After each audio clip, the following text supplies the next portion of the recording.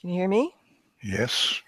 Hello and welcome to our Saturdays with Tara Hangout on Air. I'm Mary Beth at the Law of Attraction Club, and we're on the web at the loaclub.com. On these Hangouts, we collaborate with our friends Tara. This Hangout is the summary of our theme for the week and continues on our member conference line. Today's topic, does life feel like beating your way through the underbrush? You can get invites to our open calls, which we offer periodically, and our powerful free letting go process by going to the loaclub.com. So now we're going to hand the call over to Robin, who will be bringing through Tara.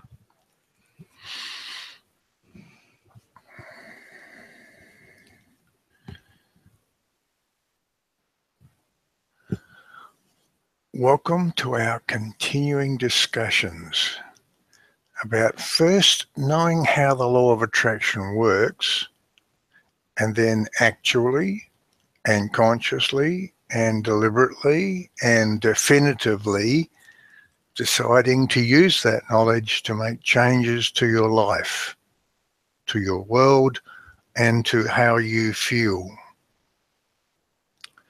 We're in the process of building a new program around these ideas.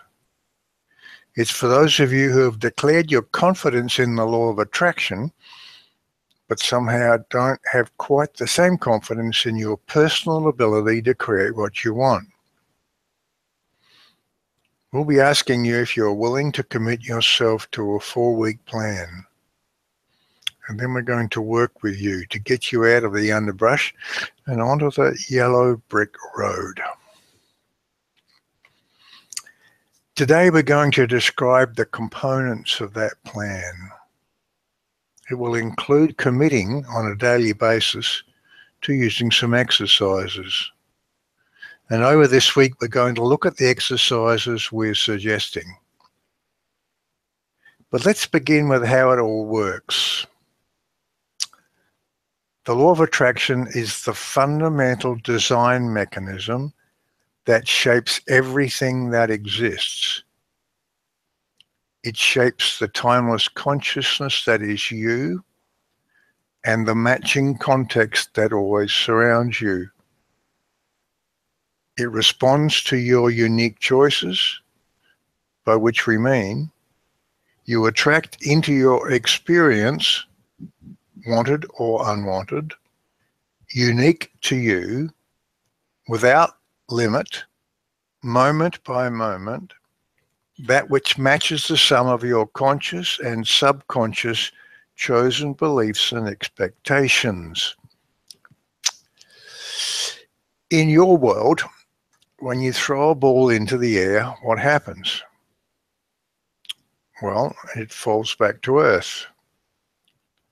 There's no conscious power pushing it back down. It's just that in your world you have gravity, which is a fundamental force of nature. Objects that have mass attract each other. Your heavy world attracts the ball, and it always comes back to earth. Of course, gravity is an invention of your space-time physicalness, whereas the law of attraction is a cosmic law that applies to everything. But you can think of it as working like gravity. It's just that it responds to your thoughts, not to a physical mass. It's really very simple. When you change your thinking, you automatically attract a new matching context, which means you change your world. The principle is elegantly simple but totally comprehensive. It's how you create everything. There is nothing external to you. It's all an inside job. There's no world out there. There's the illusion of a world, and in that illusion you're mixing it up and having an adventure with those other matching consciousnesses. But nothing exists in that world that you haven't created from your belief choices. And nothing can continue to exist in that world beyond your continued belief in it. I'm going to repeat here one of our seemingly outlandish statements.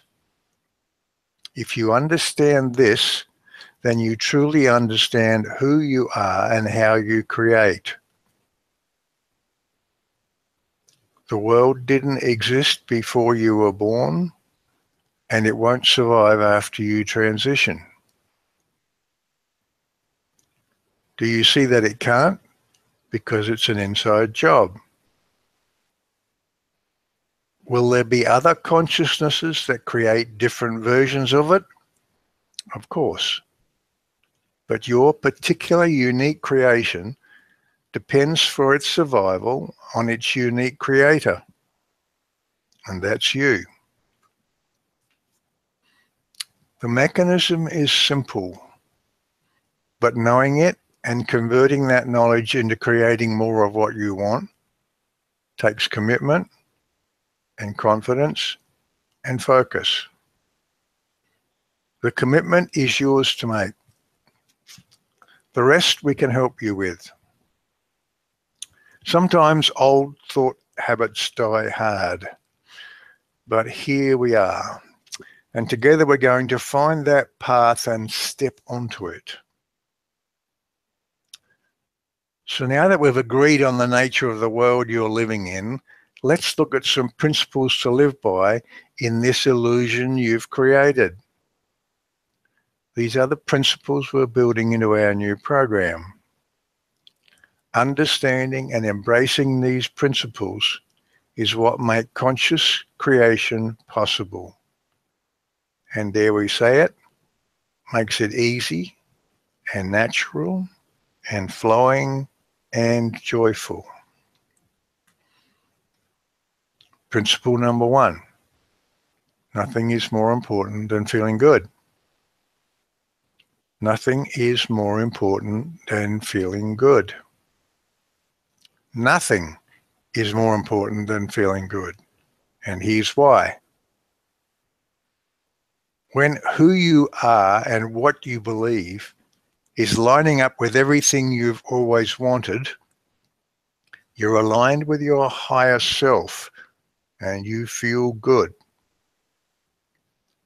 When what you're thinking and choosing to believe is out of alignment with what you want, you're pinching off your connection to source and you feel bad. The only thing that has you feeling good or bad is the strength of that source connection. So here's a reverse way of expressing this. When you're feeling good, it's because you're facing squarely in the direction of where you want to go. When you're feeling bad, you're heading away from what you want. There's no excuse for feeling bad. There's never a good reason why feeling bad is justified. Being right is no reason to feel bad. And here's another outlandish statement. And as before, if you can get this, then you've really got it. Having compassion when seeing others in distress is no reason for feeling bad. Are you beginning to see why this is so fundamental? Feeling bad creates more of what you do not want. Nothing is more important than feeling good. Principle number 2. Your conscious mind makes all the new decisions, but your subconscious mind stores them and implements them. Your conscious mind makes all the new decisions. It always has. You've been through a gazillion decisions to get here to where you are. You don't remember them, but your subconscious mind does. It stored them and it implements them, by which we mean It makes all your status quo decisions, hundreds of them every second. It breathes you. It talks you. It walks you. It is ongoingly aware and watchful of everything in a way you can never be consciously. To change your world, you have to teach your subconscious some new facts of life. This week, this one was pointed to a video by Louise Hay in which she said these powerful words. Every thought you think and every word you speak is creating your future. We would expand on that just a little by saying, every thought you think and every word you speak is either affirming the beliefs you've already lined up with and reinforcing the status quo, or it's challenging those beliefs and has the potential to change your life. Every thought you think and every word you speak is either affirming the beliefs you've already lined up with and reinforcing the status quo, or it's challenging those beliefs and has the potential to change your life. If it's affirming and it feels good, then that set of beliefs is aligned with what you want. If it's affirming and it feels bad, then stop, because you're reinforcing the patterns that are creating what you don't want. If it's challenging those beliefs and it feels good to challenge them, then challenge away and make a there and then commitment to go on challenging that status quo until you've changed the pattern. If it's challenging those beliefs and it feels bad, then stop and ask yourself, why am I doing this? So here's principle number 3. Live your life within the context of these 2 questions. How do I feel? And what do I want now? Whenever you get a twinge of doubt, stop and ask the question, how do I feel? Then ask, what do I want now?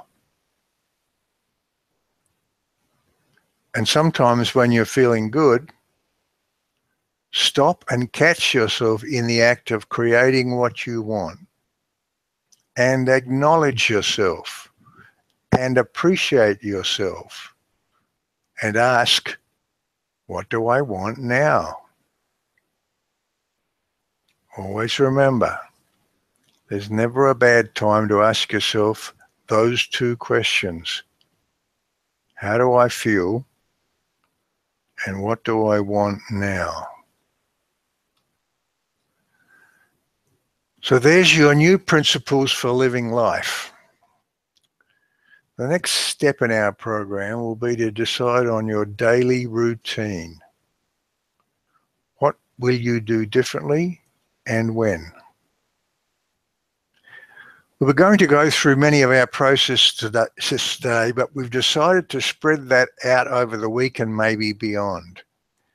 Today, we'd just like to repeat what we talked about last week, that you can think of them in 2 categories, expanding and focusing.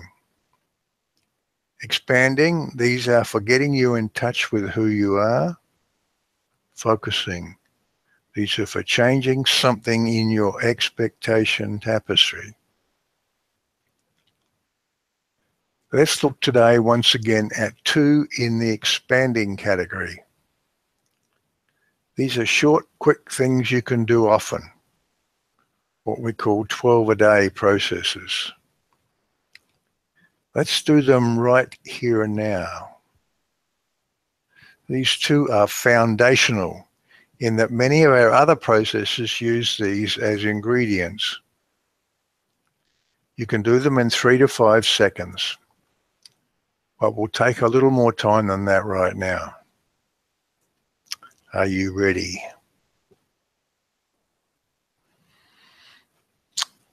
The observer. Do a timeout. Simply observe yourself.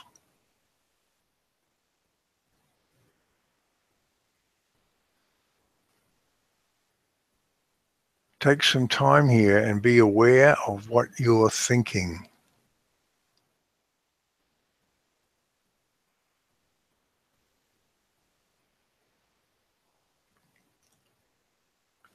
Be in the stands for a moment and see yourself on the field.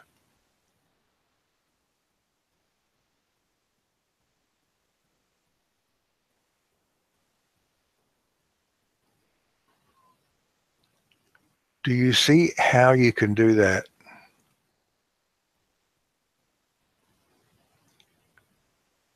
Do you get a feel for why you should do that?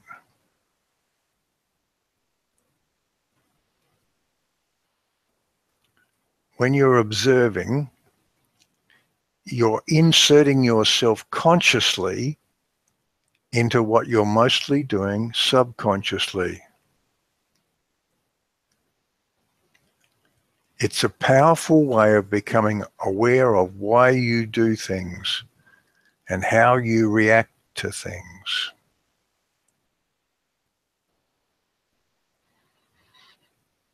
Good. Now let's do the oneness. Take some time here and let go of everything. Give it all back to the universe and just be at one with all that is.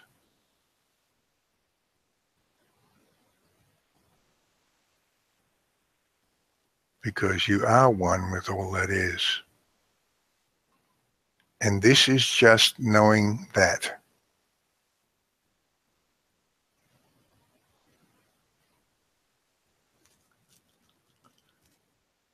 Let yourself feel your connection back to Source.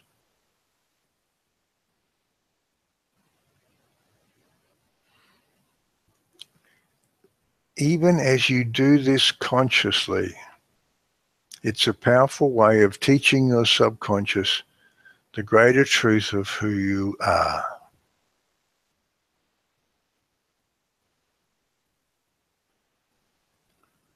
Good. So there's a taste of things to come. For many of you, you know how you can change your world, but something holds you back. Something about that virtual reality of yours remains so compelling that you allow yourself hour by hour, week by week, and year by year from being to be distracted from stepping into a different version. Well, here's your chance for change.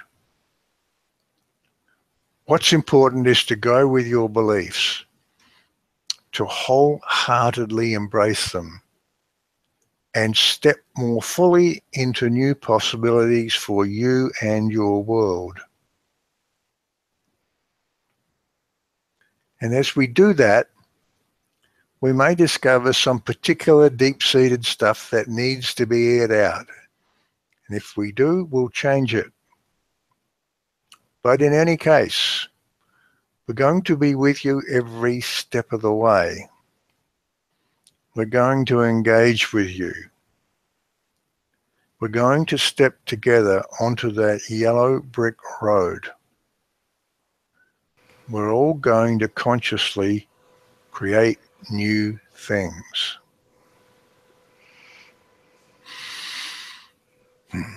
Good. And now we'll move to our longer discussion and any comments and questions you might have. This Hangout on Air was the summary of our theme for the week. We do 3 live calls a week with Q&A for our members on Tuesdays, Thursdays, and Saturdays. You too can become a member by going to the loaclub.com/join. Our longer discussion continues now with Q&A on our member conference line.